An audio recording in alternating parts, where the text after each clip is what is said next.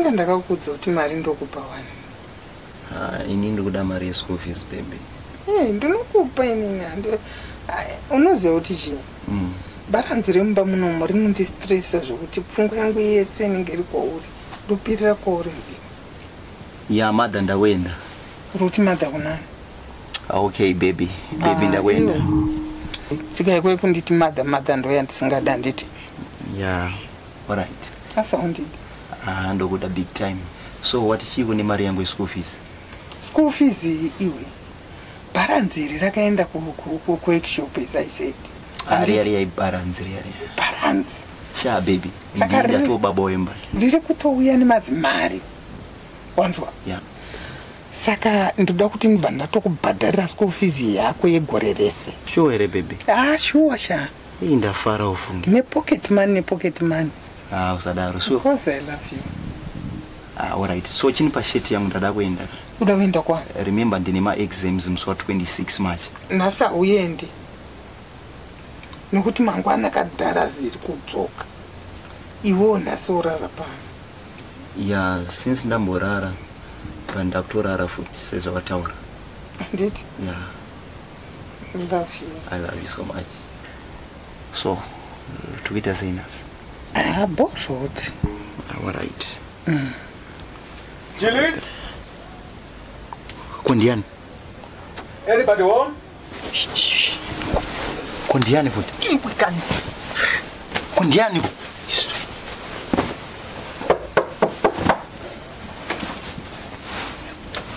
Right.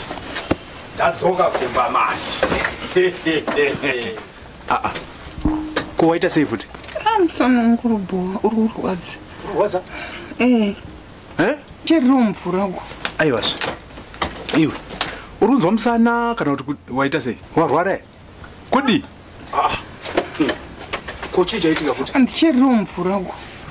Iyi yandakuwanira iyi manje iyi. Iri kutonhora asi haisi kunyanya kutonhoresa. Imwe yose yanga ine magodo ndasiya nai. Right. Chigara zvakanaka ndiite sei? Ndikupe mvura yako. Right. Dira mvura yako. Kwa uchadi mvura futi? Aiwa, tiitisani zvakadaro. Ndabata nyaya yako. Tukutaurira. Pose parofoda rezvo zviri kuitika. Handina kupusa zvokudaro. Manje nyaya yako ndoiziva. Nyaya yako ndaibata. Nhasi chaiye. Ndoenda batisa. Vunzaka kuti chii chiri kuitika ndikuudza. Vunza. Chididi. Iwe. Wava nenhumbu. Tukutaurira umu mane mwana mane kanoti nye ende mwana iyeyu ndotoziva kuti ari kubuda ari mukomana. Yes.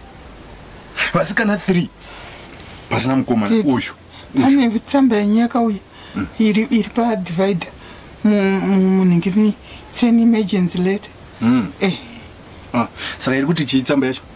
Andiamboivhura ende munoitora muivhure.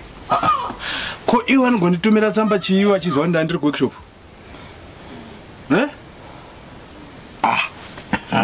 Anyway, ngationa kuti tsamba yacho iri kudei.